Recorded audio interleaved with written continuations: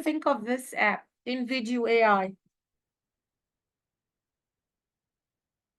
Just got the text, whatever text I wish to teach my students, I put it there in the generator and I ask the magic to start.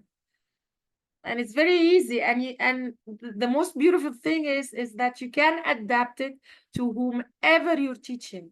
If you're teaching the primary stage, the prep stage, the secondary stage, you just add in the criteria, you just add whatever stage you're teaching. If your students are like A1 or B2 or wherever, you just add the level that you wish to address with the story, and it takes its own time while you do something else, finish preparing your lessons, do whatever you wish to do, and then the magic starts. I really liked it, and I've used it so much for my studies, not just for my teaching, for my studies, because I'm a student as well as a teacher. So it's really amazing, and I've designed many teaching aids using it. Now let's go over other applications. We have interactive storytelling, and here you are engaging the audiences through interactive elements. They are not just, passive listeners. They are actually taking part in creating the story. So we have Twine, which is creating interactive non-linear stories. And we have Google Slides, incorporate links and animations for interactivity. Now, these applications, students can work together.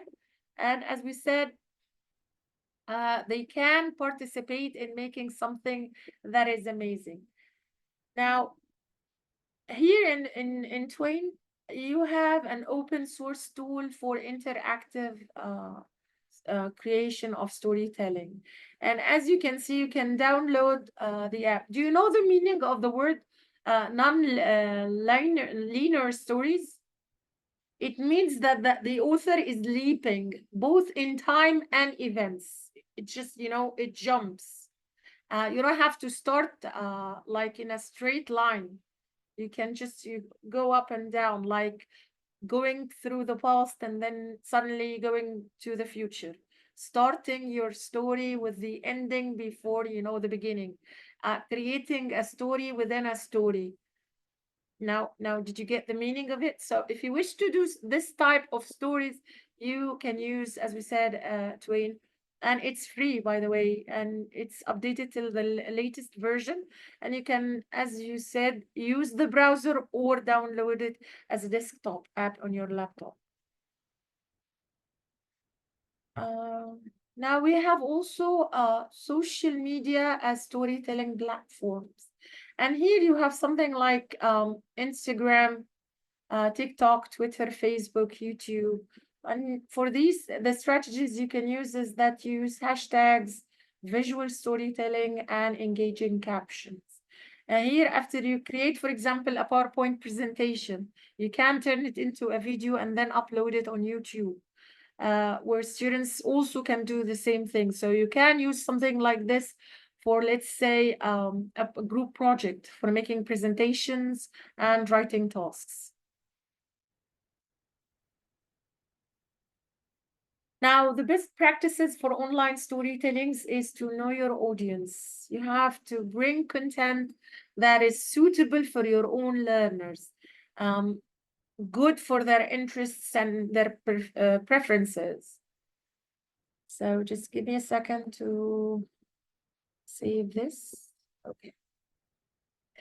Now, the second thing is to keep it concise. Okay, just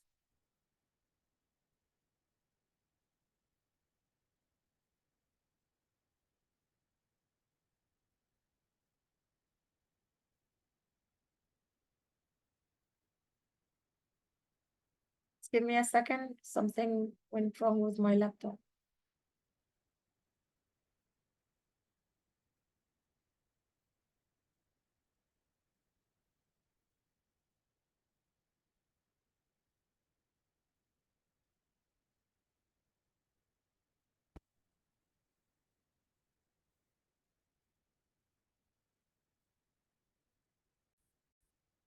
So can you see, can all of you see the screen? Yes, participants can now see the application. Okay. Now, keep it concise. What do you mean by keep it concise? Why are you using this novel or this story with your students? Why are you using storytelling? Is it for teaching them certain behaviors? Is it for teaching them some vocabulary? Is it for teaching them a grammar rule? For example, teaching them about the past tenses? Is it just, for teaching them how to be good listeners? So what is the main aim or focus on your use of this storytelling? You have to be, as we said, concise and focused, okay, to maintain the students' engagement and interaction. Now use visuals. If you depended only on your voice, it's amazing. If you have the talent to vary your own voice, for example, going up and then going down and, interacting and doing it in a way that would be so catchy for your own students. If you don't have that skill, then it's preferable to use visuals as well, so that you can, as we said, grab their attention as much as possible. And please make the images related to the sound or the voice you're using, and as well as the events of the story. If you do this, then you are having more than one sense of the students: their eyes seeing the visuals, their ears hearing or listening to your variation of voice and intonation. And if you have something like uh, models that the students can touch and look at, and or interact by their hands, like for example having an interactive story where the students starts do things as well. So you are using more than one sense, and in this case the students would be immensely focused and interested. Exactly, amusement and practice. Thank you.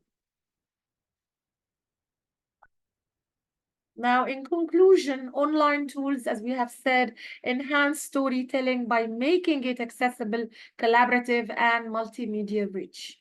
So, coming to your most awaited part, which is the resources, I'll be sharing this, inshallah, on the WhatsApp group and the Facebook group of Nile TESOL LTC. And let us think, before I say goodbye, let us think of an exit ticket. Mention 3 things that you have really liked and 2 things that you are going to take back to your class and your students, and 1 thing which is a suggestion.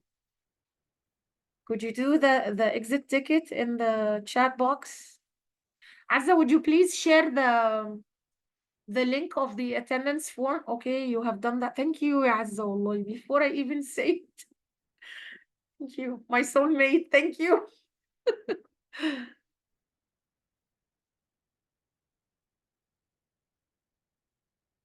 Okay, so let's write the 3 exit tickets. 3 things that you really liked in the session, 2 things that you're going to apply in your class or teach your students, and 1 thing that is a suggestion. Anything related to the session. The 1 thing could be anything: a question, a suggestion, an idea that you really liked, an idea that you like to suggest and share with others, a website about storytelling that you would share with others.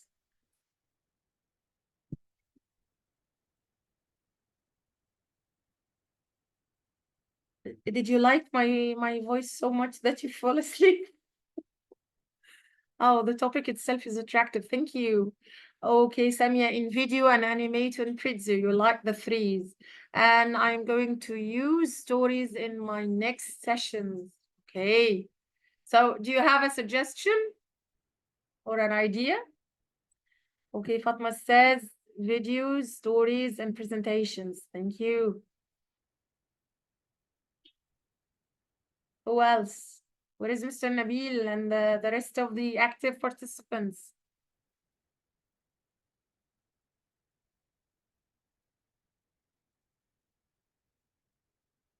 Okay, so this will be it. And it's a fruitful session. Thank you, Fatma. Thank you so much. Well, guys, this is the end of our. Okay, Mr. Nabil wrote something. Okay.